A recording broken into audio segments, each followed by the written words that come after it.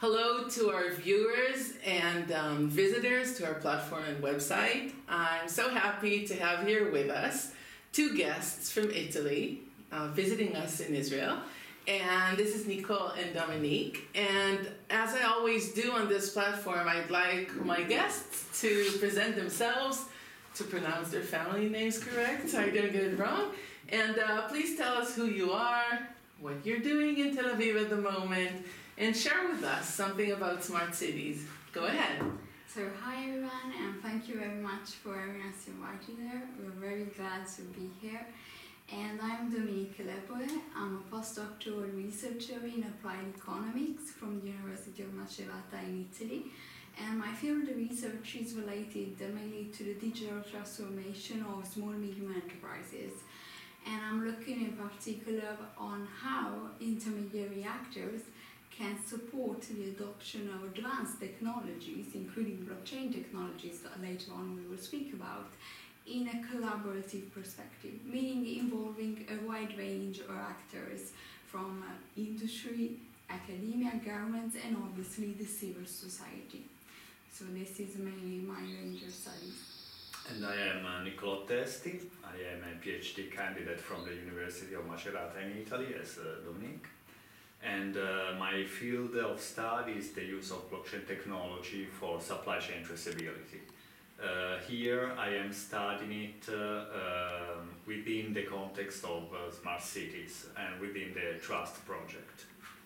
Would you like to tell us something, Dominique, about the Trust project? Yeah, the Trust project is an Horizon 2020 project, maybe Curie, and also a research and innovation staff exchange program. And it's based on exploring the relationship between trust and blockchain technology in many applications, and our focus in particular is smart cities.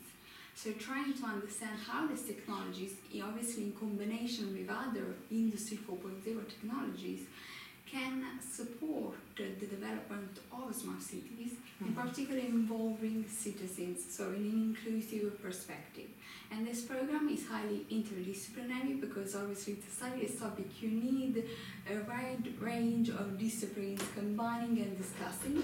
So we have disciplines from law, from applied economics and engineering. And the project is actually based on this idea of exchanging staff from academia and non-academic staff. In fact, here we are from an academic partner, University of Macerata, to a non-academic partner, which is Eijkenaar, Pasher PhD and Associates. So, which is a collaborator, by the way, on our Global Forum for Innovation, we're happy to say, and you're sitting right in front of it. Yes, so this is your collaborating partner at the moment here, and do you want to add something about the yes, project? I would just like to add a minor detail that we have many countries involved in the Trust project. We have Belgium, France, Spain, Italy, of course, and then we have also China and Israel as extra-European countries participating. So it's very broad. And as Dominique says, this is to take many different perspectives, and put them together. Yes. To understand better the role of blockchain and trust. So our forum, as I told you before the interview, has to do with putting the focus on innovation within the municipality and putting the focus on staff that work in municipality that usually don't get so much acknowledgement and awards. And I'm not talking about financial awards.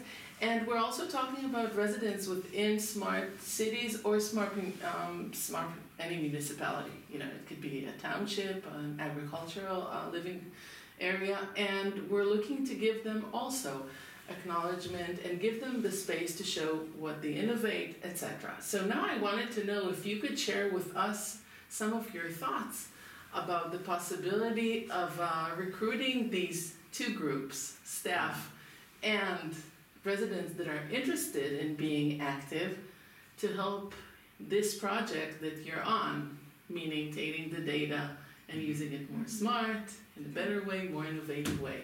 The stage is yours. I think that's a crucial point of the project. In fact, the project actually involves municipalities as also a key stakeholder of the project. So obviously we're involving staff and employees, understand their views, understand how blockchain could be used together. And obviously citizens of the other part that is essential and must be combined. And the blockchain offers a transparent system for data management, that's for sure, that's the basis. It removes the need for a third party, it allows accountability, so it has all the features to ensure trust and to ensure that both employees and citizens want to participate. Obviously they need to be rewarded, and this is a crucial part that we're studying when we go and investigate the best practices, because now we're looking still at pilot projects, because blockchain is very novel, and especially it's novel in the context of smart cities.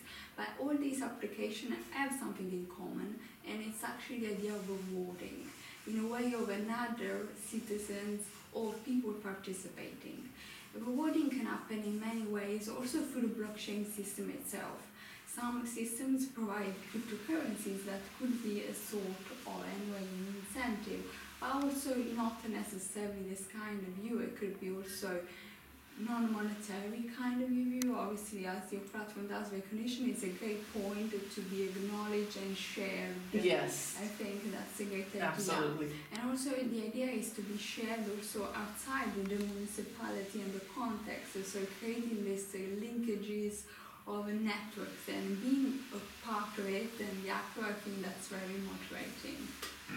What would you say when you would come to a city once your system is good enough to try it as a pilot, because you're on the way?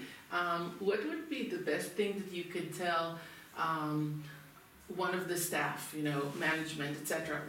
What's in it for them? Why is it good for them? And then what would you tell the other group? What's in it for the residents?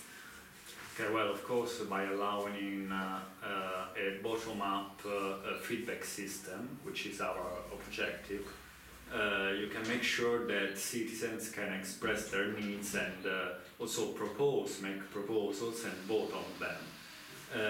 So this is probably a good way to have a city management that is more near to the citizens' need. That's why we need to foster participation also with rewarding, and blockchain technology is a great way to do that. I understand. So in what way will a resident in any municipality feel the difference between having his data just, online, etc., and having his data as part of a blockchain managed data system? Well, the good thing about a blockchain is that, first of all, it is a transparent technology. It is a transparent database. So let's say that citizens usually don't trust e-voting system, electronic voting system, because how do they know that what they voted for is actually going to be counted as valid, etc., or someone didn't get corrupted and maybe display different data. So blockchain on this point of view makes the data immutable and transparent, so you're sure that the data shown is the right one. You mean you're sure that the mayor you voted for will be the person that received your vote? And no one took the box and changed the numbers. So with this in mind, you can see how you can extend voting to a larger number of things, or proposals coming also from citizens, and also citizens can have the right to vote, can demonstrate that they are citizens that have the right to vote, but remaining totally anonymous. Yes. So there is no way using a blockchain to relate a vote to the person who gave it. But where will this blockchain password be sitting at? The password to the blockchain, where will the blockchain code be at? Okay. It won't be at any given moment in any database within the municipality. So what we think the best solution would to have a consortium blockchain in which municipalities but also other communities can each own a node of the blockchain where the data, the ledger of data is replicated. Okay? Yes, through the nodes, yeah. This data is anonymous, so you know the number of people who voted for something, but you don't know their names. There's no importance in recognition. It's all anonymous. Exactly. So that takes care of all the privacy issues. Yes. That I understand they're not taken care of as data is managed now because there's no assurance that it stays confidential. Exactly, yes. Totally understood. Did you think of the possibility of looking for ideas of new use of blockchain within staff or within offering communities to tell you what things bother them as far as privacy? I'll give you an example. What about if you have psychological services within a municipality for children, for example? So, and you don't want the school to know, etc., etc. Or if you have, that for residents and you don't want your workplace to know, or... Yes, of course. Blockchain as a technology, has inbuilt privacy. So whatever the concern of citizens is on privacy, their privacy will be safeguarded from that point of view. So it shouldn't be an issue from the citizen perspective.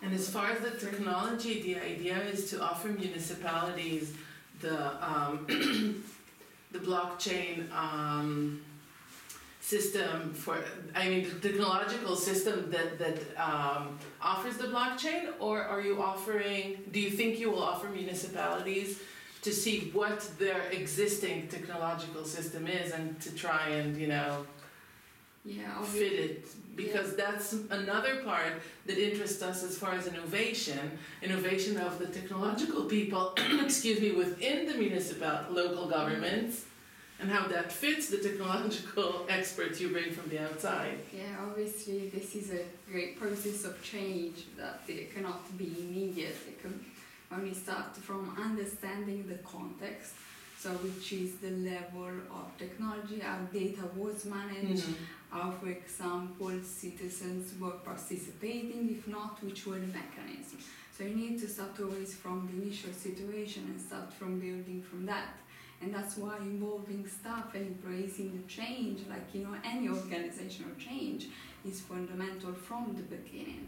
Because it's not just the technology that you're introducing, it's also the human side that has to be combined with the technological side throughout this process till you get to the blockchain. Yes. So let's say like this. And then blockchain itself, sometimes it's a great technology, but it should be used in combination also with other technologies, as I was mentioning.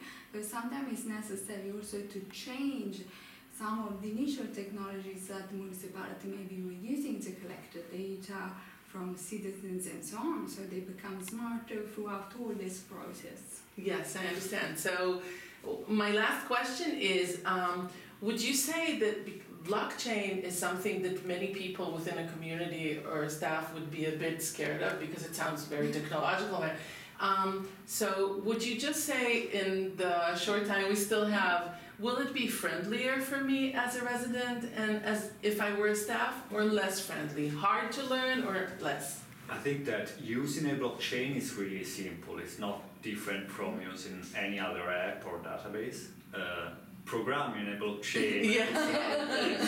So as long as you have, as a municipality or as a community of municipalities, the right expertise, I think you're doing just fine. So it should be easy. So one of the things you have to do when you approach is to say, it's easy, don't get nervous, we'll do the work, just use it and enjoy it. Exactly.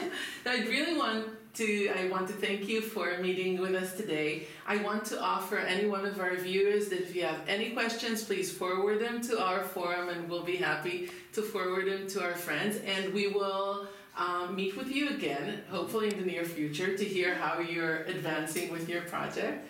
So have a safe trip back and keep in touch. Thank you for viewing us.